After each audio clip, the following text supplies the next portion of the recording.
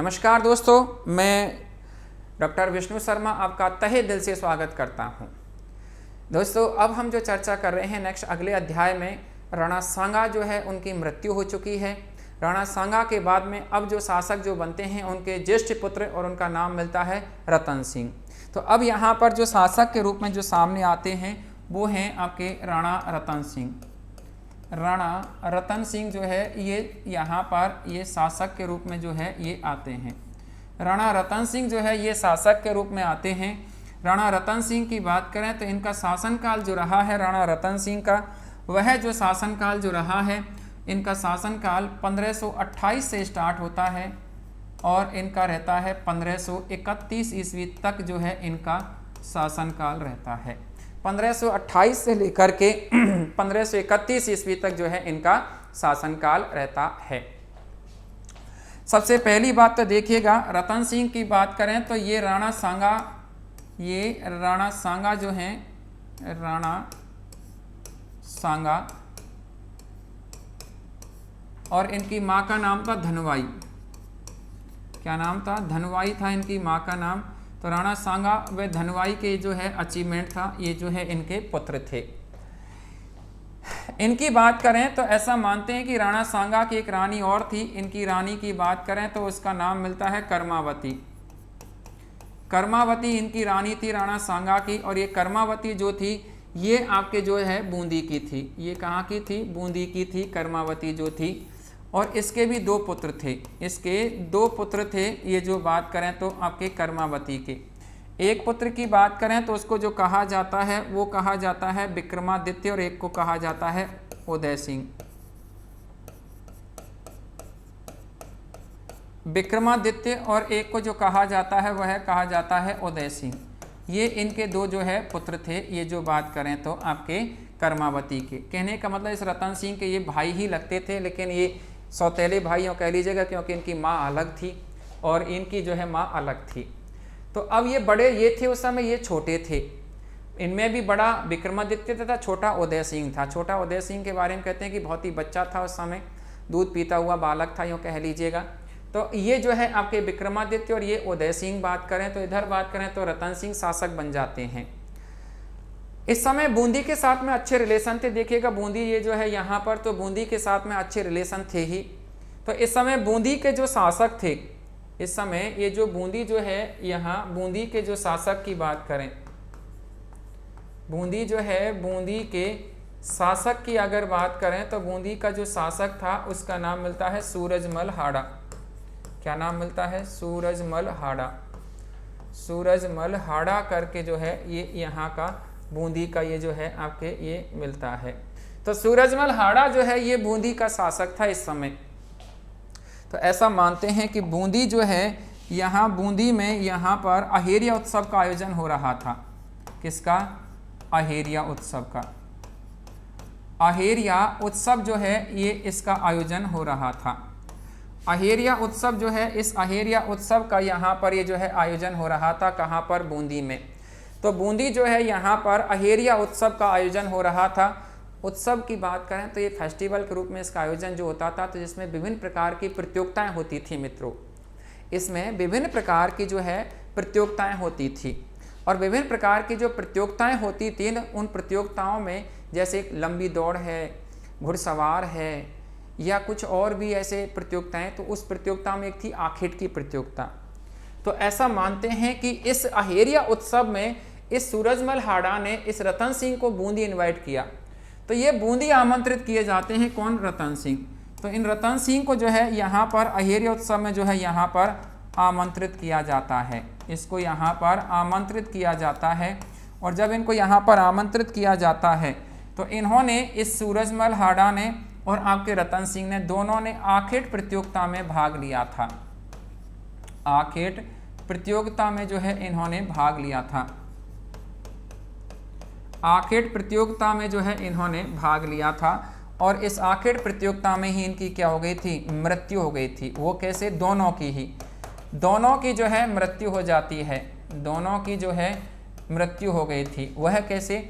ऐसा कहते हैं कि दोनों आखिर खेलने जाते हैं। प्रतियोगिता मतलब क्या होता है कि आप जाओ खेलने के लिए आज शिकार, और जो पहले जीत के मतलब शिकार खेल के आएगा वही विजय माना जाएगा। तो दोनों जाते हैं जंगल में। अब प्रतियोगिता थी तो तीसरा पर्सन भी नहीं गया था साथ में, दोनों जंगल गए थे। काफ़ी देर हो गई, दोनों वापस नहीं लौटे। फिर इनको ढूंढा गया तो दोनों जंगल में मरे हुए पाए थे। जब दोनों मरे हुए पड़े थे जंगल में, तो ऐसा माना जाता है कि दोनों जंगल में जब मरे हुए मृत अवस्था में मिले, तो अब इतिहासकार केवल कयास लगाते हैं कि दोनों किसी शिकार को लेकर के आपस में झगड़ गए और दोनों में आपस में ये जो है युद्ध झगड़ा हो गया और दोनों आपस में मारे गए। राइट। कुछ इतिहासकार अपनी बात को अलग प्रकार से जो है प्रकट करते हैं, और वह अलग प्रकार से क्या करते हैं, कुछ इतिहासकार अपनी बात को कि किसी तीसरे व्यक्ति ने ही इनको सल्टा दिया। क्यों? क्योंकि वो कोई स्वामी भक्त होगा इनका। कैसे? क्योंकि ये जो है ये बूंदी की ही इनकी ननिहाल थी, तो ये चाहते थे कि विक्रमादित्य जो है शासक बने इसकी जगह पर। तो इस कारण जो है किसी थर्ड पर्सन ने ही इनको सल्टा दिया। अब इसको क्यों मारा कि जिससे कि शक नहीं हो, क्योंकि बूंदी तो उस समय मेवाड़ के अंडर में ही था। अगर ऐसा पता चल जाए कि बूंदी ने मारा तो बूंदी का अस्तित्व ही खत्म है। तो इस कारण जो है यहाँ पर ये जो है इस प्रकार की घटनाएं यहाँ पर बताते हैं। अब कयास है, केवल हम भी कयास ही लगाते हैं यहाँ पर, ये कोई ऐसा कोई नहीं है। हमें तो इतना सा ध्यान रखना है कि रतन सिंह जो हैं, इनको रतन सिंह सेकंड भी कहा गया, क्योंकि रतन सिंह फर्स्ट पहले आ गए थे, मतलब रावल के नाम से आगे थे भाई, और ये राणा के नाम से हैं, तो इनको सेकंड के नाम से भी लोग बात पुकार देते हैं, एक ही बात है। तो ये जो है रतन सिंह सेकंड जो हैं, ये बूंदी में अहेरी उत्सव के दौरान आखिर प्रतियोगिता के दौरान इनकी मृत्यु हो जाती है, ये हमको ध्यान रखना है। और अब शासक जो बन जाते हैं वो बन जाते हैं आपके विक्रमादित्य। तो देखिएगा मित्रों, अब जो है यहाँ पर शासक जो बनते हैं वह जो बनते हैं राणा विक्रमादित्य करके यहाँ पर ये शासक बन जाते हैं। राणा विक्रमादित्य, राणा विक्रमादित्य जो है ये शासक बन जाते हैं। राणा विक्रमादित्य की बात करें तो राणा विक्रमादित्य जो रहे हैं, इनका शासनकाल 1531 से स्टार्ट होता है, जो कि 1536 ईस्वी तक इनका शासनकाल रहता है। राइट। तो राणा विक्रमादित्य जो हैं, इनका शासनकाल जो स्टार्ट हुआ था वो 1531 में जो है इनका शासनकाल स्टार्ट होता है, और 1531 से लेकर के इनका शासनकाल जो रहता है वह रहता है आपके 1536 ईस्वी तक जो है इनका ये शासनकाल रहता है। ये विक्रमादित्य जो है इनका, इनकी बात करें तो यहाँ पर मित्रों देखिएगा कि ये जो है आपके विक्रमादित्य जो है, विक्रमादित्य की बात करें तो विक्रमादित्य जो हैं ये हम आपको बता ही चुके हैं कि ये कर्मावती और सांगा के पुत्र थे ये। राइट। कर्मावती इनकी माँ थी, इनके पिता का नाम था राणा सांगा, पिता का नाम था राणा सांगा।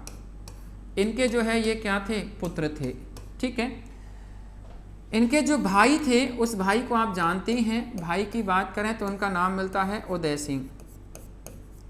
उदय सिंह जो है इनके भाई का नाम था। ये जो बात करें तो आपके विक्रमादित्य जो है इनके। ठीक है। इनकी बात करें तो देखिएगा मित्रों, विक्रमादित्य जब शासक बने थे तो उस समय बच्चे थे, तो इसलिए शासन जो संभाल रही थी, शासन जो संभाल रही थी ये इनकी माँ जो है ये शासन संभाल रही थी, और माँ की बात करें तो वो थी कर्मावती। तो कर्मावती जो है इस समय शासन संभाल रही थी, जबकि विक्रमादित्य जो है ये शासक जब बने थे उस समय। तो इस समय गुजरात जो है, इस समय देखिएगा, इस समय गुजरात की बात करें, इस समय गुजरात के जो शासक थे मित्रों उनकी बात करें तो उनका नाम मिलता है, गुजरात के शासक, इनका नाम मिलता है बहादुर शाह। बहादुर शाह जो है ये गुजरात के शासक का जो है नाम मिलता है। तो ये बहादुर शाह जो है ये गुजरात के शासक थे, बहादुर शाह के नाम से ये गुजरात के शासक थे। और इनकी बात करें तो ये बहादुर शाह जो गुजरात के जो शासक थे, तो इन्होंने क्या सोचा कि अब मेवाड़ पर एक महिला शासन कर रही है, तो इससे अच्छा मौका नहीं है मेवाड़ को हथियाने का। तो बहादुर शाह जो हैं इन्होंने क्या किया कि मेवाड़ पर जो है इन्होंने आक्रमण कर दिया था। इन्होंने मेवाड़ पर जो है इन्होंने क्या कर दिया था, आक्रमण कर दिया था। मेवाड़ पर जो है इन्होंने क्या कर दिया था, आक्रमण कर दिया था इस समय। तो मेवाड़ पर ये आक्रमण करते हैं। 2 बार इन्होंने आक्रमण किया था मित्रों, बहादुर शाह ने, इन्होंने 2 बार आक्रमण किया था। और 2 बार आक्रमण जो किया था, पहली बार तो किया था 1533 ईस्वी में जो है ये आक्रमण करते हैं पहली बार। पहली बार जब इन्होंने आक्रमण किया था 1533 ईस्वी में इन्होंने आक्रमण किया था बहादुर शाह ने। जब पहली बार आक्रमण किया था 1533 ईस्वी में, तो कर्मावती ने इस समय हुमायूं को राखी भेज करके, हुमायूं को राखी भेज करके और मदद मांगी थी। राखी भेजकर जो है मदद मांगी थी, राखी भेजकर मदद मांगी थी हुमायूं से। तो इस समय राखी भेज करके मदद मांगी थी हुमायूं से इन्होंने, जब ये पहली बार आक्रमण किया था उस समय। तो हुमायूं को राखी भेजकर मदद मांगी थी, हुमायूं ने कोई मदद नहीं की थी, हुमायूं ने कोई मदद नहीं की थी। तो इस समय कर्मावती जो है, इस कर्मावती ने क्या किया कि कर्मावती ने इस बहादुर शाह के साथ में क्या कर लिया था, समझौता कर लिया था। बहादुर शाह के साथ में समझौता कर लिया था इस समय। और समझौते के तहत क्या किया कि यहाँ पर सबसे पहली तो इन्होंने रणथंभौर का दुर्ग इसको दे दिया था बहादुर शाह को, रणथंभौर और मांडलगढ़। मांडलगढ़ जो है भीलवाड़ा में, रणथंभौर सवाई माधोपुर में, ठीक है। तो ये जो है आपके यहाँ पर ये दोनों के दोनों जो है दुर्ग किसको दे दिए जाते हैं, एक तो रणथंभौर का और एक मांडलगढ़, दोनों के दोनों दुर्ग इसको दे दिए बहादुर शाह को। और कुछ धन दे करके जो है इसको विदा कर दिया जाता है। तो यहाँ पर धन दे करके और ये दुर्गों को दे करके ये सारे के सारे किसको दे दिए थे, बहादुर शाह को दे दिए थे। और बहादुर शाह को इस प्रकार से यहाँ से विदा कर दिया जाता है वापस गुजरात को। तो पहला आक्रमण तो ये रहा था 1533 ईस्वी में इन्होंने पहली बार आक्रमण किया था। तो उस समय इस प्रकार की घटनाएं हुई थी। अब क्या होता है कि इसको लत लग गई थी बहादुर शाह को कि धन लूट लिया, इतना जो है रणथंभौर दुर्ग आ गया, मांडलगढ़ दुर्ग आ गया, अब और क्यों न कुछ और पार्टों को जीत लिया जाए या और पार्टों को अपने अधिकार में कर लिया जाए। तो अब इसने वापस से आक्रमण कर दिया था। और वह जो आक्रमण जो कर दिया था वह इसका सेकंड प्रयास था बहादुर शाह का। तो बहादुर शाह जो है इन्होंने सेकंड टाइम में जो है यहाँ पर जो आक्रमण जो किया था वह किया था 1534-35 में जो है ये किया था। 1534-35 में ये जो है बहादुर शाह वापस से जो है आपके बहादुर शाह जो है ये वापस से जो है यहाँ पर ये जो आक्रमण करते हैं। तो बहादुर शाह यहाँ पर ये जो है वापस से आक्रमण करते हैं। यहाँ पर 1534-35 ईस्वी में ये वापस जो है यहाँ पर ये आक्रमण करते हैं। तो वापस जब ये आक्रमण करते हैं यहाँ पर 1534-35 ईस्वी में बहादुर शाह, तो ऐसा मानते हैं कि इस समय कर्मावती जो है ये बड़ी परेशान हो गई थी। तो कर्मावती ने क्या सोचा कि अब इससे कहाँ तक भागेंगे। कर्मावती जो थी, इस कर्मावती ने सोचा कि इससे कहाँ तक भागेंगे। तो इस समय इसने क्या किया, कर्मावती ने अपने दोनों पुत्रों को, इसने अपने दोनों पुत्रों को तो बूंदी भेज दिया। दोनों पुत्र जो है, इन दोनों पुत्रों को तो इन्होंने बूंदी भेज दिया था। बूंदी भेज दिया था इन्होंने दोनों पुत्रों को। तो किसको, उदय सिंह और विक्रमादित्य को। उदय सिंह और विक्रमादित्य जो है इनको तो दोनों को जो है बूंदी भेज दिया था, राइट। दोनों को जो है विक्रमादित्य, इनको तो बूंदी भेज दिया था। और अब स्वयं कर्मावती ने जो है युद्ध का संचालन किया था। इन्होंने जो है युद्ध का संचालन स्वयं ने किया था। युद्ध का संचालन जो है ये संचालन ये इन्होंने खुद ने किया था, स्वयं ने किया था युद्ध का संचालन। यहाँ पर कर्मावती की बात करें तो इनका जो सेनापति था मेन, इनका जो सेनापति की बात करें तो उसका जो नाम मिलता है वह मिलता है बाघ सिंह। बाघ सिंह जो है ये इनका मेन सेनापति जो है यहाँ पर ये जो है मिलता है। बाघ सिंह इनका मुख्य सेनापति था। ये जो बात करें तो आपके यहाँ पर, तो यहाँ पर ये जो है आपके इस युद्ध का संचालन जो है स्वयं ने जो है किया था। सेनापति की बात करें तो बाघ सिंह जो है इसके सेनापति यहाँ पर कर्मावती के। तो इधर जो है अब ये घमासान युद्ध होता है। तो घमासान युद्ध जब हो रहा था तो बहादुर शाह की सेना भारी पड़ी रही थी, क्योंकि बहुत लंबी चौड़ी सेना थी इसके पास में, जो भी है पूरी स्ट्रेटजिक जो है ये। इधर बात करें तो कर्मावती जो है अब क्या करती है, कर्मावती को लगा कि जीत पाना मुश्किल है। तो कर्मावती ने यहाँ पर क्या किया कि ये जो है कर्मावती ने 1300 महिलाओं के साथ में, 1300 महिलाओं के साथ में इन्होंने 1300 महिलाओं के साथ में, महिलाओं के साथ जो है इन्होंने जौहर कर लिया था। 1300 महिलाओं के साथ में इन्होंने जौहर कर लिया था। और जौहर की बात करें तो जौहर जो है इन्होंने 1534 ईस्वी में ही कर लिया था। तो 1534 ईस्वी में ये यहाँ पर ये जौहर के रूप में इन्होंने कर लिया था। जबकि यहाँ पर इस बाघ सिंह के नेतृत्व में राजपूत योद्धाओं ने, ये राजपूत योद्धा जो है, राजपूत योद्धा जो हैं, इन योद्धाओं ने यहाँ पर ये जो है केसरिया किया था, केसरिया किया था यहाँ पर राजपूत योद्धाओं ने। तो केसरिया राजपूत योद्धाओं ने कर लिया था और जौहर यहाँ कर लिया था। तो ये दोनों मिलकर के ये क्या हो गए थे, यहाँ पर शाका के नाम से इसको जो है जाना जाता है। तो यहाँ ये शाका के नाम से ये जो है होता है। और शाका की बात करें तो यह मेवाड़ का दूसरा शाका कहलाता है। ये मेवाड़ का दूसरा शाखा जो है ये कहलाता है, मेवाड़ का दूसरा शाखा कहलाता है ये। और इसकी बात करें तो ये जो हुआ था 1535 ईस्वी में जाकर के जो है कंप्लीट होता है। तो ऐसा जो है यहाँ पर ये जो इस प्रकार का ये हुआ था। बहादुर शाह ने यहाँ पर चित्तौड़ पर अधिकार कर लिया था। इन्होंने जो है चित्तौड़ पर अधिकार कर लिया था इस समय। और चित्तौड़ पर जो है अधिकार करने के साथ ही यहाँ पर ये जो है लौट करके चला जाता है। चित्तौड़ पर अधिकार कर लिया था और अधिकार करके और अब यहाँ से इससे लौट करके जाता है। यहाँ पर एक अपॉइंटमेंट जो है, यहाँ पर एक संरक्षक की नियुक्ति करके और यहाँ से जो है वो चला जाता है। तो संरक्षक की नियुक्ति करके यहाँ से जो है ये लौट करके चला जाता है। तो ऐसा जो है यहाँ पर ये होता है। तो ये बहादुर शाह के जो है यहाँ लौटते से ही अब विक्रमादित्य जो है ये सक्रिय हो जाता है। ये जो विक्रमादित्य जो है ये यहाँ से सक्रिय हो जाता है। और विक्रमादित्य जो है ये बूंदी की सहायता से और मेवाड़ के सरदारों की सहायता से, मेवाड़ के सरदार जो है, इन सरदारों की सहायता से जो है ये क्या करता है कि पुनः जो है ये विक्रमादित्य आपके चित्तौड़ को प्राप्त कर लेता है। तो विक्रमादित्य जो है, इस विक्रमादित्य की बात करें तो ये विक्रमादित्य जो है ये पुनः, विक्रमादित्य जो है ये पुनः जो है आपके चित्तौड़ पर अधिकार कर लेता है। चित्तौड़ पर जो है अधिकार कर लेता है, चित्तौड़ पर अधिकार कर लेता है यहाँ पर विक्रमादित्य जो है ये। इसी समय क्या होता है कि आपके जो दासी पुत्र जो थे, दासी पुत्र की बात करें तो वो दासी जो है वो पूतल दे के नाम से जो जानी जाती हैं। दासी पुत्र की बात करें तो बनवीर, बनवीर की बात करें तो ये बनवीर अचानक एक दिन क्या करते हैं कि 1536 ईस्वी में ये क्या करते हैं कि इस विक्रमादित्य की ये क्या कर देते हैं, हत्या कर देते हैं।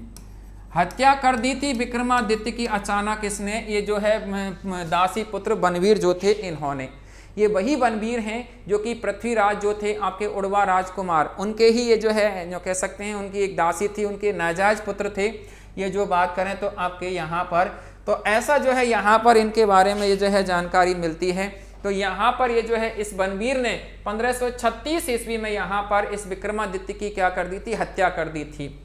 और अब बनवीर क्या कर रहा था, इस विक्रमादित्य का जो भाई था, इस भाई की बात करें तो भाई का नाम मिलता है उदय सिंह। उदय सिंह था इनके भाई का नाम। तो मित्रों यहाँ पर अब उदय सिंह जो है इसकी एक धाय माँ इस समय नियुक्त कर दी गई थी। और वो धाय माँ की बात करें तो धाय माँ का नाम जो मिलता है वह जो मिलता है धाय माँ का, धाय माँ जो है इस धाय माँ का यहाँ पर जो है नाम जो मिलता है, वह जो धाय माँ का जो नाम जो मिलता है वो मिलता है पन्ना धाय। पन्ना धाय करके जो है इस धाय माँ का नाम जो है यहाँ पर मिलता है। पन्ना धाय जो है इसकी देखरेख करती थी। पन्ना धाय का एक पुत्र था। पन्ना धाय जो है इस पन्ना धाय का जो पुत्र था उसका नाम मिलता है चंदन, उसका नाम मिलता है चंदन। ये इनका पुत्र था, जो ये दोनों हम उम्र थे, चंदन और उदय सिंह। तो ऐसा माना जाता है कि बनवीर अब जो है इसकी हत्या करने के लिए आगे बढ़ता है, इसकी हत्या करने के लिए, हत्या करने के लिए जो है आगे बढ़ता है, करने के लिए जो है आगे बढ़ता है। तो उस समय ये क्या करती है कि ये जो पन्ना धाय जो है अपने स्वामी को बचाने के लिए, मीन्स उदय सिंह उस समय बचे थे, तो इसको बचाने के लिए इसने क्या किया, पन्ना धाय ने अपने पुत्र के कपड़े तो इसको पहना दिए और इसके कपड़े इसको पहना दिए। मीन्स उदय सिंह इसको बना दिया और इसको चंदन बना दिया था और इसको अपने गले लगा लिया और इसको वहां उस पालने में सुला दिया जहां पर उदय सिंह सोते थे वहां पर। तो ऐसा मानते हैं कि बनवीर जो है आता है और बनवीर इसकी हत्या कर देता है, किसकी, चंदन की, उदय सिंह समझ करके। पन्ना धाय ने ये अपना त्याग और बलिदान जो कि इतिहास में सराहनीय रहा है, इतना जो है अपने स्वामी के लिए अपने पुत्र का बलिदान देना, आंखों के सामने एक माँ के द्वारा इस प्रकार का बलिदान दे देना बहुत ही जो कह सकते हैं बहुत ही सौभाग्य की बात होती है। इस प्रकार का ये कार्य करना बहुत ही साहस की बात होती है, ऐसा कार्य करना। तो यहाँ ये उदय सिंह को जो है ये बचा लेती है और उदय सिंह को बचा करके और इस उदय सिंह को इस पन्नाधाय ने जो है आपके कुंभलगढ़ दुर्ग में जो है भेज दिया था। इसको कुंभलगढ़ दुर्ग में भेज दिया जाता है। कुंभलगढ़ दुर्ग की बात करें तो यहाँ पर ये आशादेवपुरा के संरक्षण में, आशादेवपुरा जो है, इस आशादेवपुरा के संरक्षण में जो है ये वहाँ रहते हैं। कोई गांव का नाम नहीं है, ये व्यक्ति का नाम है। तो यहाँ इनके संरक्षण में जो है ये रहते हैं, कहाँ पर? कुंभलगढ़ दुर्ग में, आशादेवपुरा के संरक्षण में। कौन? उदय सिंह।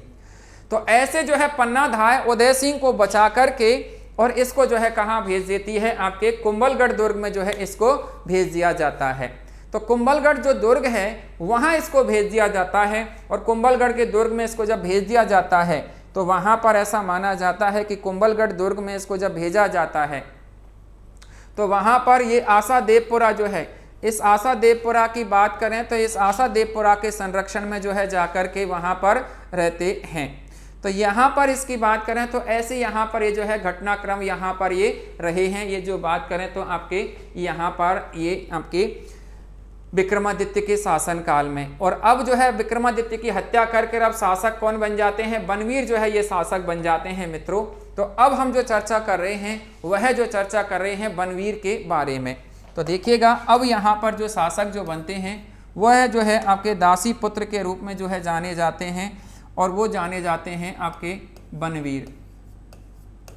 बनवीर जो है ये शासक बनते हैं। बनवीर का शासनकाल जो कहलाता है वह 1536 से लेकर के 1537 ईस्वी तक जो है इनका शासनकाल कहलाता है बनवीर का। आप सबसे पहली बात तो इनके बारे में अगर कहें तो ये जो हैं आपके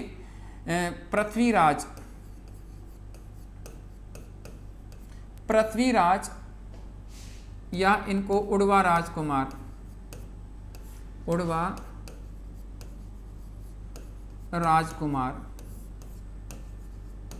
के अनौरस पुत्र थे। अनौरस मतलब नाजायज, अनौरस पुत्र थे। ये जो है बात करें तो आपके पृथ्वीराज जो है इसके ये बनवीर जो थे ये तो अनौरस पुत्र थे इसके। इनकी बात करें तो इनकी माँ का जो नाम था, इनकी माँ जो थी, इनकी माँ की बात करें तो इनकी माँ का जो नाम था वह जो मिलता है इनकी माँ का नाम पूतलदे। पूतलदे जो है इनकी माँ का जो है नाम मिलता है। तो इनके जो है ये पुत्र थे। ये ऐसा मानते हैं कि आपके 37 तक, कहने का मतलब 1537 ईस्वी तक, 37 तक जो है ये मेवाड़ के शासक रहे, मेवाड़ के शासक रहे थे, मेवाड़ के शासक रहे थे। लेकिन इनका चित्तौड़ पर 1540 ईस्वी तक अधिकार रहा था। 1540 ईस्वी तक चित्तौड़ पर अधिकार रहा था इनका। वो कैसे रहा था उसके बारे में हम आगे बात करेंगे। चित्तौड़ पर अधिकार रहा था, चित्तौड़ पर अधिकार रहा था, चित्तौड़ पर अधिकार रहा था यहाँ पर। तो ऐसा यहाँ पर ये जो है रहा था। ये जो आपके बनवीर की बात करें तो बनवीर का शासनकाल कोई विशेष नहीं है, केवल यहाँ पर ये जो है कुछ दिनों के लिए ही ये शासक के रूप में, ये मेवाड़ के शासक के रूप में कहलाते हैं। तो मेवाड़ के शासक के रूप में इनका यहाँ पर ये वर्चस्व रहा था बनवीर का। 37 में यहाँ के मेवाड़ के जो शासक जो बन जाते हैं वो बन जाते हैं 37 में उदय सिंह। उदय सिंह जो थे कुंभलगढ़ में उनकी परवरिश हो रही थी और वहाँ उनका राज्याभिषेक करवा दिया जाता है कुंभलगढ़ दुर्ग में ही उदय सिंह का। तो मित्रों अब जो शासक जो बन जाते हैं उनकी बात करें तो उनका जो नाम मिलता है वह जो मिलता है राणा उदय सिंह।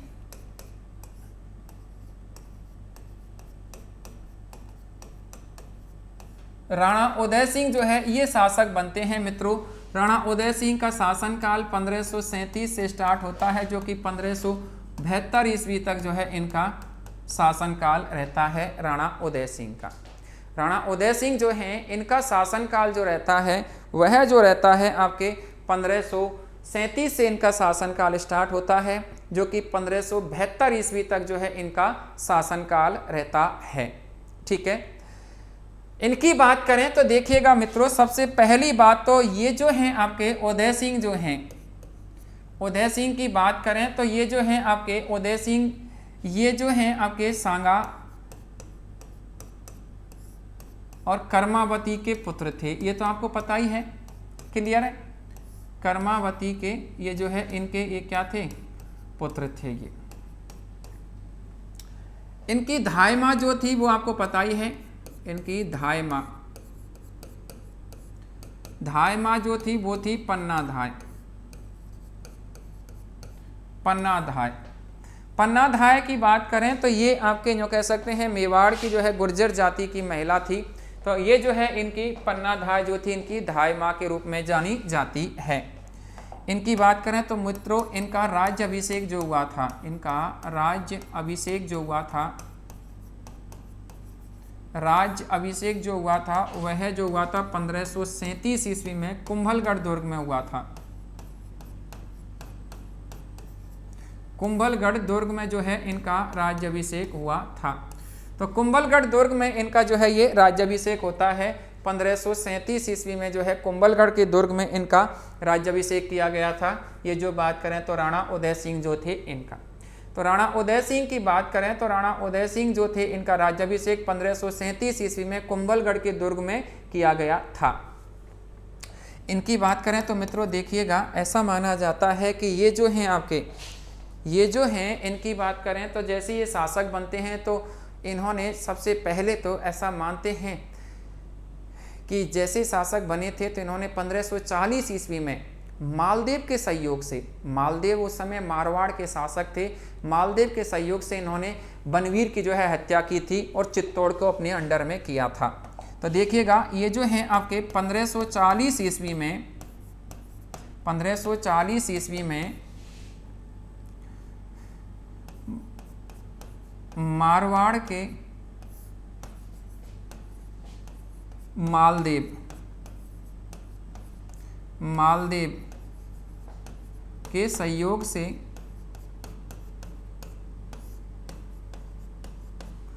मालदेव के सहयोग से बनवीर की हत्या करके चित्तौड़ पर अधिकार किया था।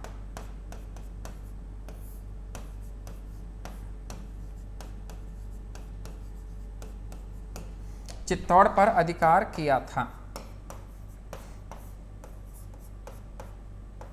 ठीक है, तो ऐसे इन्होंने जो है यहाँ पर चित्तौड़ पर अधिकार कर लिया था। ये जो बात करें तो आपके यहाँ पर ये जो राणा सांगा जो हैं इन्होंने, सॉरी ये जो उदय सिंह जो थे इन्होंने, तो उदय सिंह ने जो है 1540 में ये मालदेव के सहयोग से बनवीर की हत्या कर दी थी और बनवीर की हत्या करके और ये यहाँ के जो है ये शासक बन जाते हैं। उदय सिंह जो हैं अब पूरे मेवाड़ के जो है ये एक तरह से इंडिविजुअल स्वतंत्र शासक के रूप में यहाँ पर ये बन जाते हैं बनवीर की हत्या करके।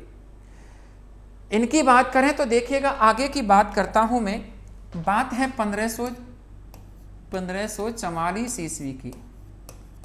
1544 ईस्वी में क्या होता है मित्रों, 1544 ईस्वी में यहाँ पर क्या होता है कि ये जो हैं आपके 1544 ईस्वी में मेवाड़ के ऊपर शेरशाह सूरी आक्रमण कर देते हैं। मेवाड़ के ऊपर आक्रमण जो करते हैं वह जो करते हैं आपके शेरशाह सूरी कर देते हैं।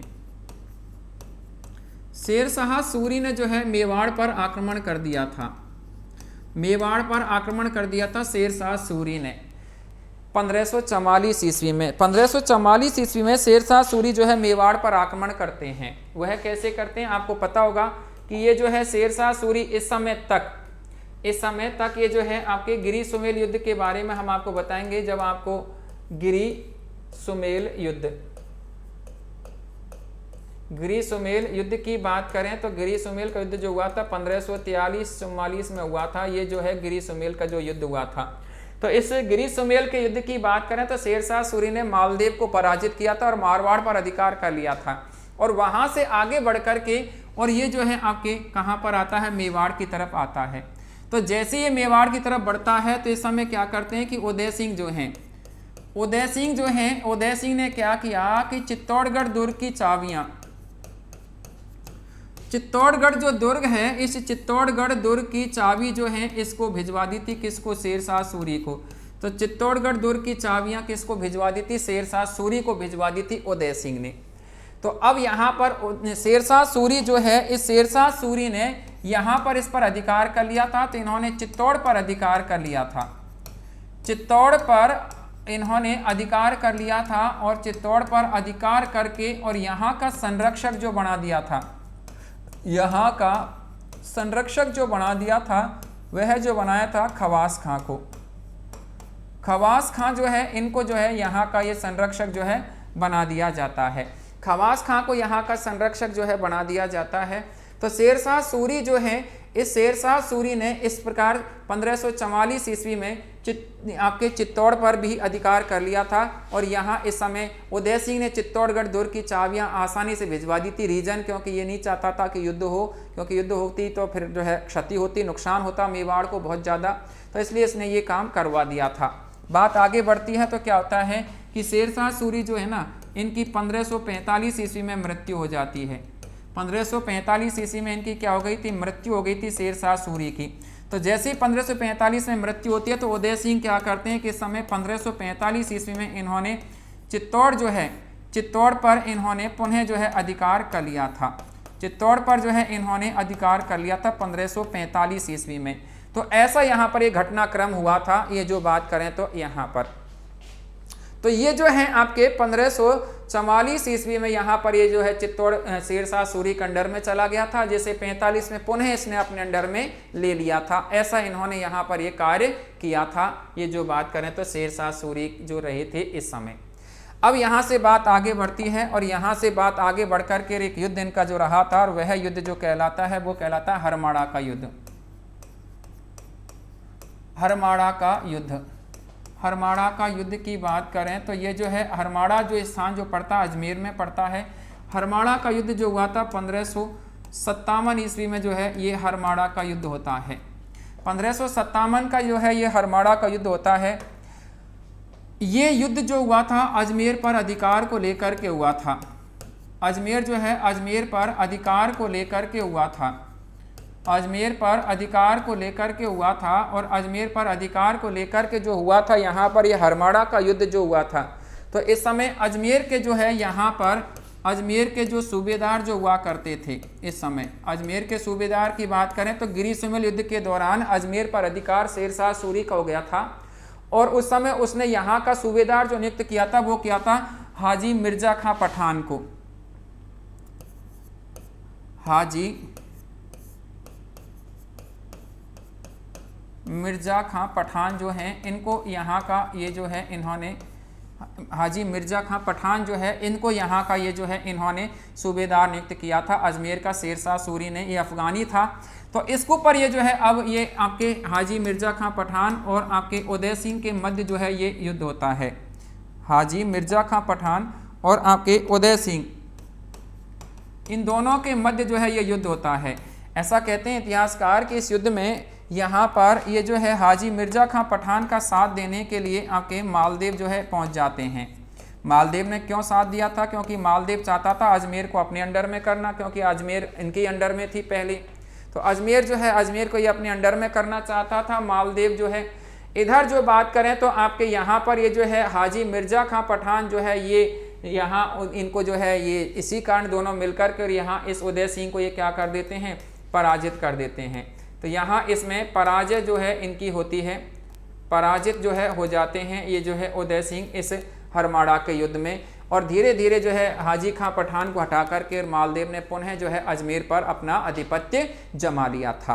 तो ऐसे करके यहाँ पर इन दोनों में जो कि शुरुआत में बड़ा स्नेह था उस वैमनस्य में बदल जाता है उदय सिंह और मालदेव में। तो ऐसा यहाँ पर ये जो है घटनाक्रम हुआ था मित्रों। ये जो बात करते हैं तो यहाँ पर ये हरमाड़ा का जो युद्ध हुआ था इस दौरान। तो हरमाड़ा युद्ध के बाद में अब यहाँ से बात आगे बढ़ती है।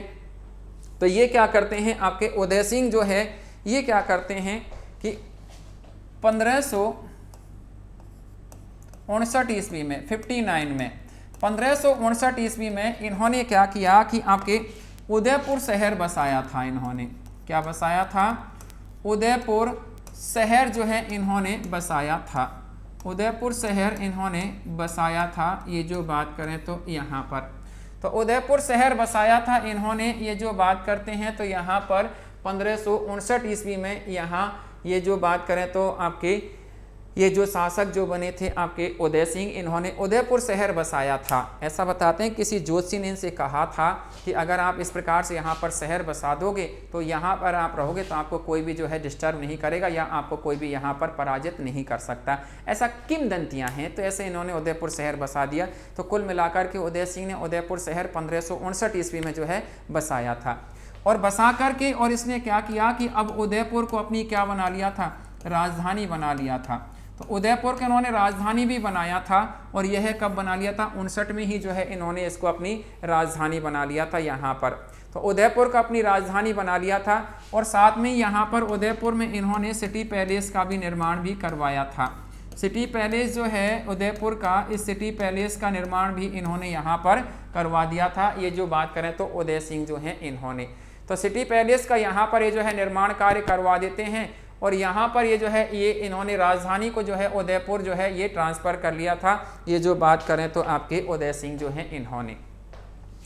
अब यहाँ पर क्या होता है कि मित्रों देखिएगा कि यहाँ पर ये क्या करते हैं कि शहर बसा लिया, ये काम कर लिया इन्होंने।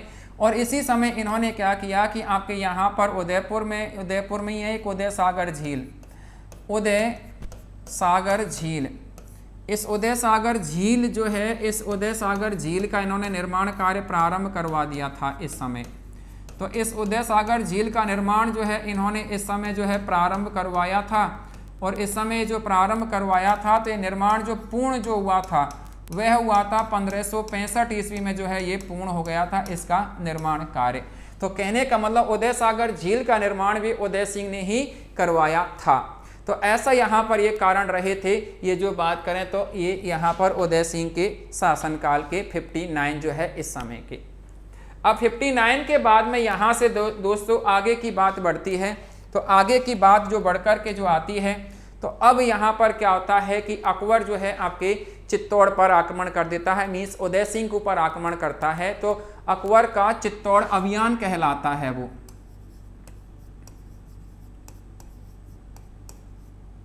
अकबर का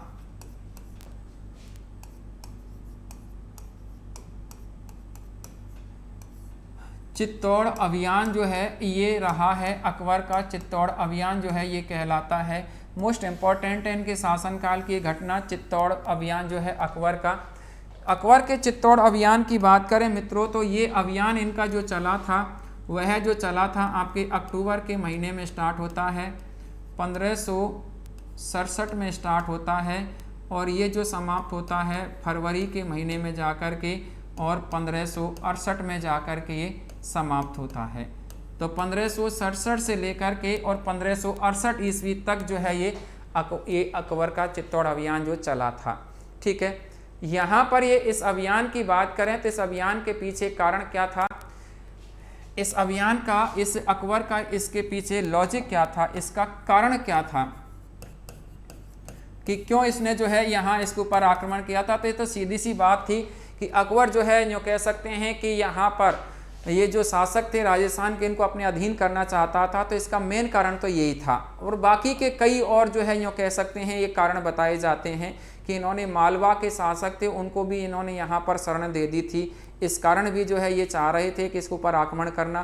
दूसरा कारण ये भी था कि आपके मेड़ता जो है, मेड़ता के थे आपके जयमल राठौड़, उसको भी इन्होंने अपना जो है ये इनके सामंत हुआ करते थे तो इनको उन्होंने शरण दे दी थी। तो मेड़ता जो है ये आपके मेड़ता के जयमल जो है ये जयमल जो है जयमल राठौड़ को शरण देना, जयमल राठौड़ को जो है शरण देना, एक तो ये कारण बताया जाता है। और एक आपके मालवा जो है, मालवा के शासक को जो है शरण देना, मालवा के शासक को जो है शरण देना, ये जो है इसके कारण बताए जाते हैं। और एक इसका कारण जो है आपके अकबर का जो है ये यहाँ के शासकों को अधीन करना। तो राजस्थान के शासकों को अधीन करना, राजस्थान के शासकों को जो है अधीन करना, शासकों को अधीन करना जो है इसका ये कारण था। तो ये कारण थे इसके, और इन कारणों से अकबर ने जो है आपके चित्तौड़ पर जो है आक्रमण कर दिया था। तो ये अभियान जो चला था ये अक्टूबर से लेकर के फरवरी तक जो है ये अभियान चलता है मित्रों। इसकी बात करें तो देखिएगा ये जो अभियान जो है, ये जो अभियान जो है, इस अभियान की बात करें तो अकबर जो है, अकबर की तरफ से जो यहाँ पर सेना जो आती है, या अकबर भी इसमें स्वयं ने जो है भाग भी लिया था इस अभियान में। और यहाँ पर इसमें अकबर की तरफ से जो सेना जो आती है, उस सेना की बात करें तो यहाँ पर देखिएगा टोडरमल जो है ये आते हैं इनका साथ देने के लिए यहाँ पर। इसके अलावा इनका साथ देने के लिए भगवान दास जो है ये आते हैं इनका साथ देने के लिए। इसके अलावा आसफ खां जो है ये इनके साथ देने के लिए आते हैं। इसके अलावा हुसैन कुली खां,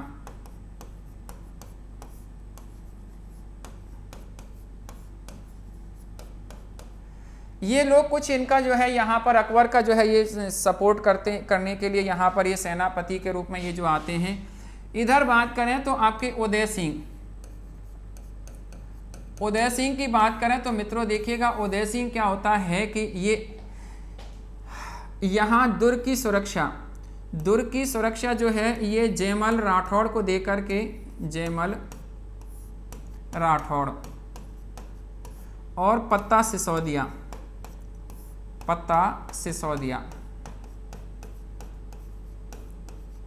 जयमल राठौड़ और पत्ता सिसोदिया को देकर के, और ये जो है आपके, ये जो बात करें तो आपके उदय सिंह जो हैं ये आपके परिवार के साथ में गिरवा की पहाड़ियों की तरफ चले जाते हैं, और गिरवा की पहाड़ियों से ये जो है उदयपुर चले जाते हैं। ये उदयपुर पहुंच जाते हैं और उदयपुर से फिर जो है ये पहुंच जाते हैं कहाँ पर, गोगुंदा जो है ये चले जाते हैं। ये जो है यहाँ पर ये गोगुंदा की तरफ जो है ये चले जाते हैं। तो ये जो है आपके गोगुंदा की तरफ जो है ये चले जाते हैं, यहाँ से निकल करके ये ऐसा उदयपुर रहते हैं और उदयपुर से फिर गोगुंदा की तरफ निकल जाते हैं। अब यहाँ पर क्या होता है मित्रों कि ये जो है अकबर और इनके मध्य जो है मेन जो है यहाँ पर युद्ध का ऑपरेशन जो कर रहे थे, वह जो कर रहे थे जयमल राठौड़ और पत्ता, और इनके साथ में वीर कल्ला जी जो हैं ये भी जो है इनका साथ दे रहे थे। वीर कल्ला जी जो हैं ये भी इनका साथ दे रहे थे। ये वीर कल्ला जी जो थे ये इनके भतीजे थे। कहने का मतलब वीर कल्ला के जयमल राठौड़ क्या लगते थे, चाचा लगते थे। जयमल राठौड़ वीर कल्ला के क्या लगते थे, चाचा लगते थे। तो अब यहाँ पर यह युद्ध हो रहा था बड़ा घमासान मित्रों। एक दिन क्या होता है कि युद्ध जब चल रहा था तो युद्ध के दौरान यहाँ पर क्या होता है कि चित्तौड़गढ़ का ये जो है दुर्ग चल रहा, ये दुर्ग जो था चित्तौड़गढ़ का, उसकी कोई दीवार ढह जाती है। तो रात में जयमल राठौड़ खड़े होकर के उस दीवार की मरम्मत करवा रहे थे। इस बात को देख लिया था अकबर ने, इस बात को जो है स्वयं अकबर ने देख लिया था। तो अकबर ने अपनी बंदूक थी, और उस बंदूक की बात करें तो उस बंदूक का नाम मिलता है यहाँ पर संग्राम नाम से बंदूक थी। इस संग्राम बंदूक से इसके ऊपर गोली दांग दी थी, तो जिससे ये जो है आपके संग्राम बंदूक जो थी इससे जयमल राठौड़ पर गोली दांग दी थी, जिससे इसके पैर में लगी थी, तो ये पैर से लाचार हो गए थे। तो अब ये सुबह जो है युद्ध में भाग नहीं ले पा रहे थे, क्योंकि युद्ध में भाग लेने के लिए घोड़े पर बैठ भी नहीं पा रहे थे पैर के उसे चोट के कारण। तो अब यहाँ पर वीर कल्ला जी इनको अपने चाचा को कंधों पर बैठा कर के युद्ध लड़ते हैं। दोनों वीर योद्धाओं ने अपने हाथों में तलवारें बांध ली थी, दोनों वीर योद्धाओं ने अपने हाथों में तलवारें बांध ली थी और मुगल सेना के ऊपर टूट पड़े थे। दोनों के दोनों कि वो ऊपर बैठे हुए थे तो उन्होंने अपने हाथों में तलवार बांध ली थी, वीर कल्ला ने अपने हाथों में तलवार बांध ली, तो चारों हाथों से वो जो है टूट पड़े थे मुगल सेना के ऊपर। तो ऐसा माना जाता है कि उस युद्ध के दौरान क्या होता है कि वीर कल्ला की गर्दन कट गई थी, लेकिन फिर भी नहीं रुके और वे पूरे युद्ध में इधर उधर भागते रहे। तो अंत में दोनों वीर योद्धा वीर गति को प्राप्त होते हैं। तो इसी कारण वीर कल्ला को 2 सिर 4 हाथों वाला देवता भी कहा जाता है। वो यही कारण था कि उनको 2 सिर 4 हाथों वाला देवता कहा जाता है। अब क्या होता है कि दूसरे दिन अकेले पड़ गए ये पत्ता सिसोदिया। तो पत्ता सिसोदिया जब अकेले पड़ गए थे तो बड़े संकोच में थे, अकेले पड़ गए, सभी साथी लोग जा चुके थे। तो अब इनकी पत्नी और इनकी माँ ने ऐसा बताते हैं कि पुरुषों के वेश धारण करके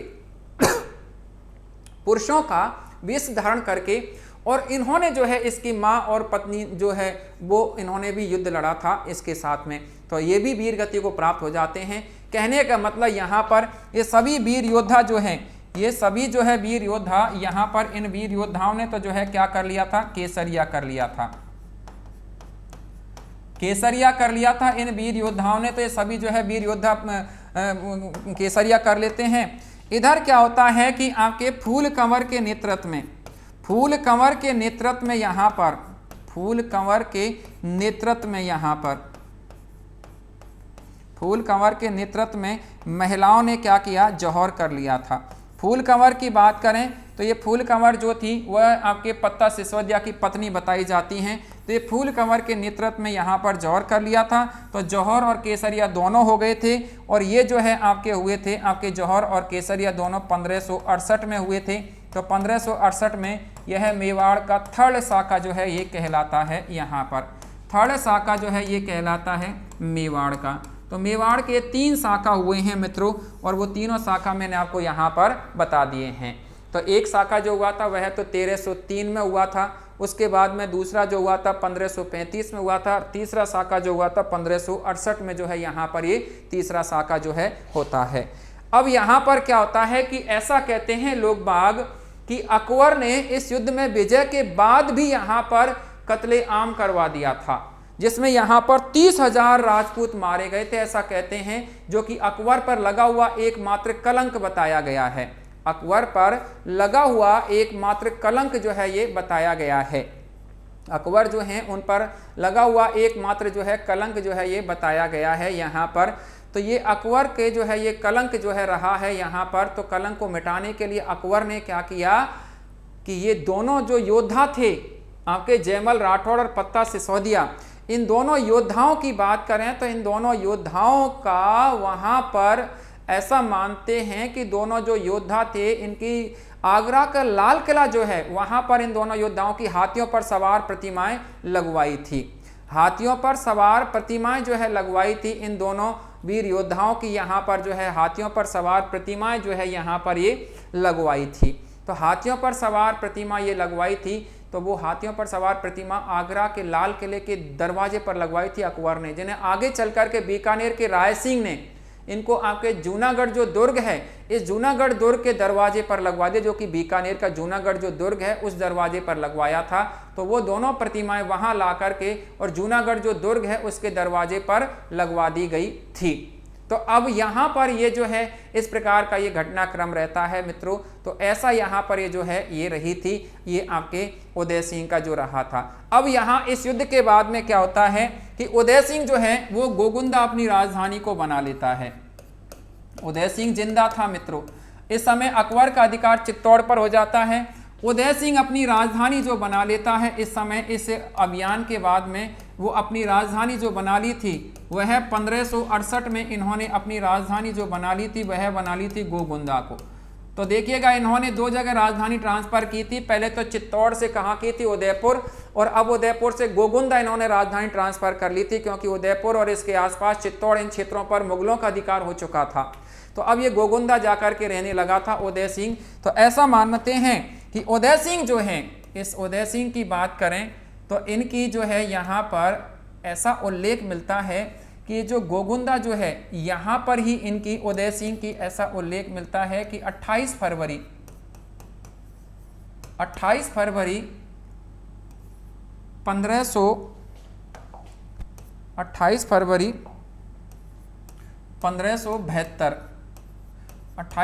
1572 को इनकी गोगुंदा में क्या हो जाती है, मृत्यु हो जाती है मित्रों।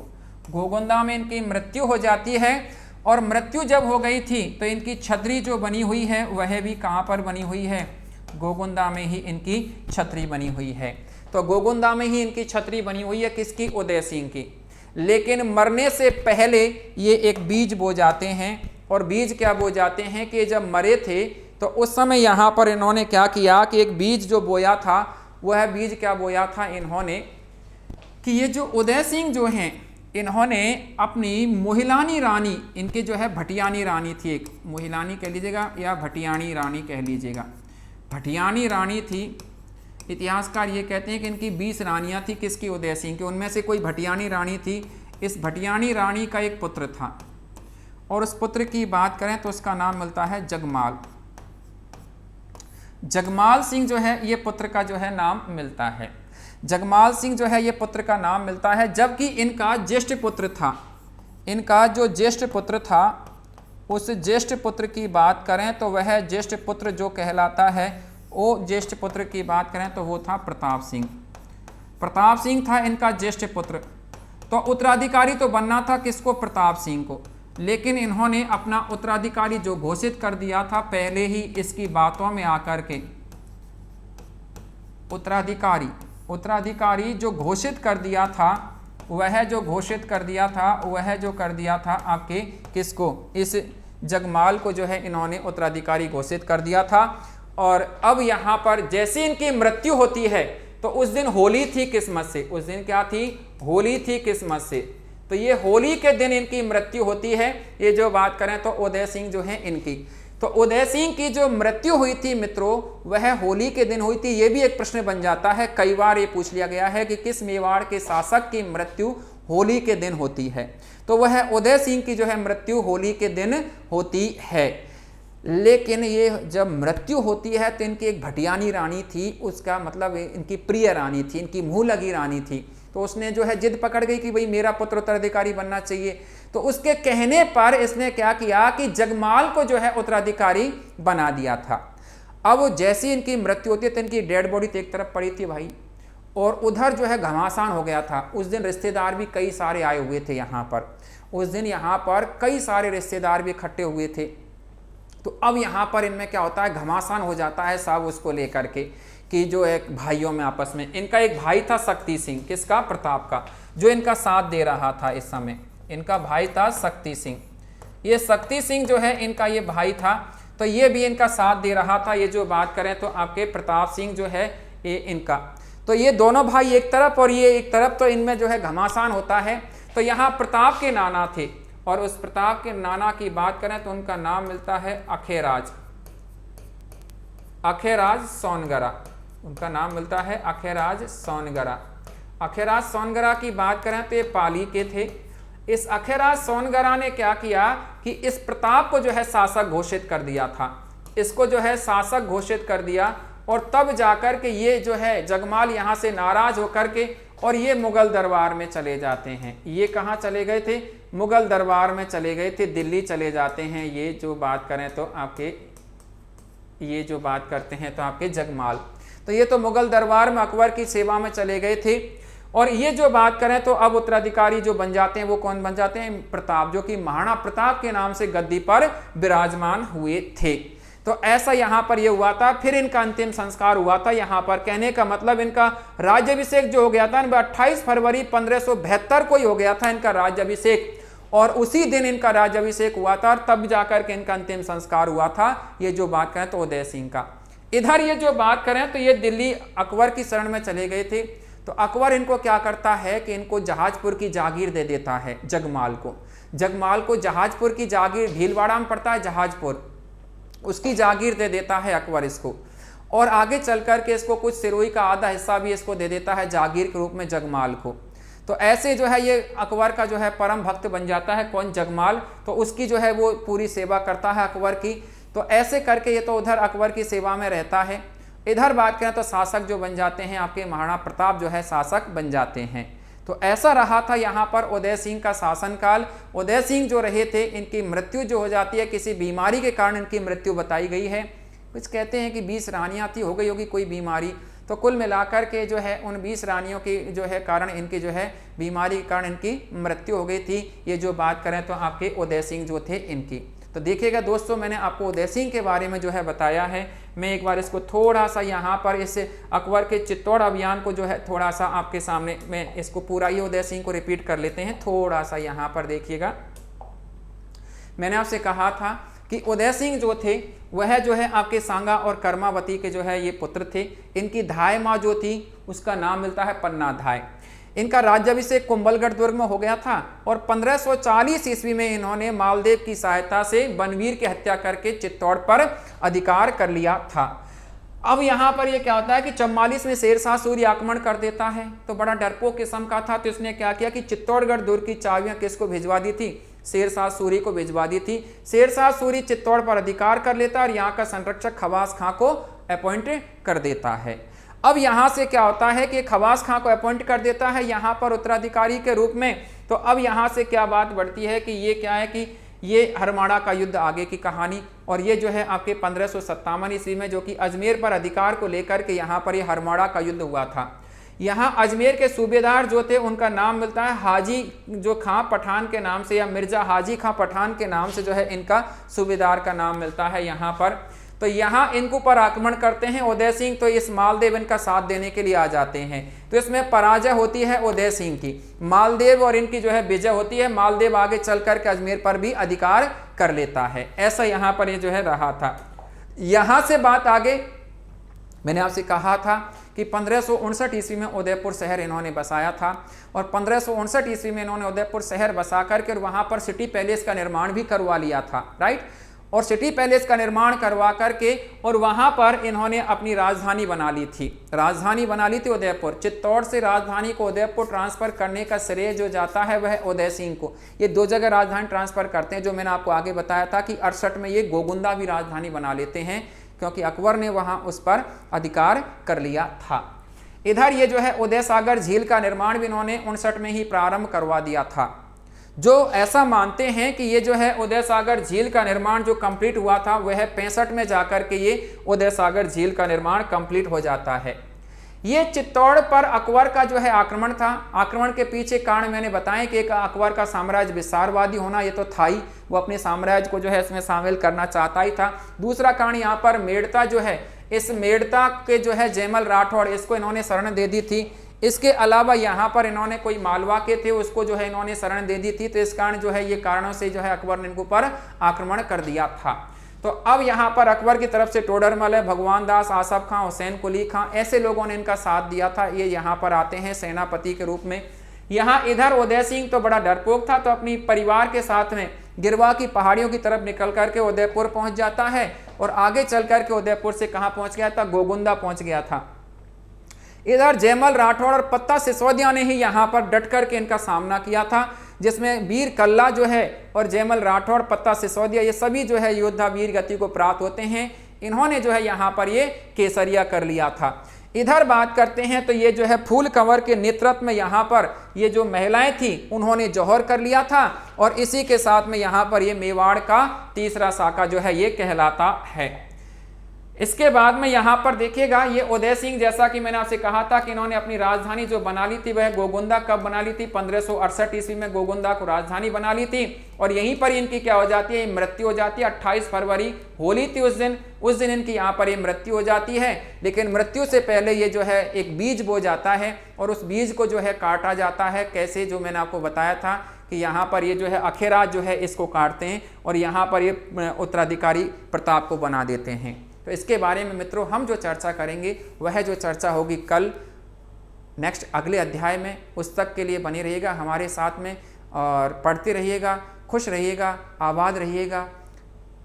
जय हिंद, धन्यवाद। आपके लिए बहुत बहुत धन्यवाद कि आप हमें जो है पढ़ते हैं।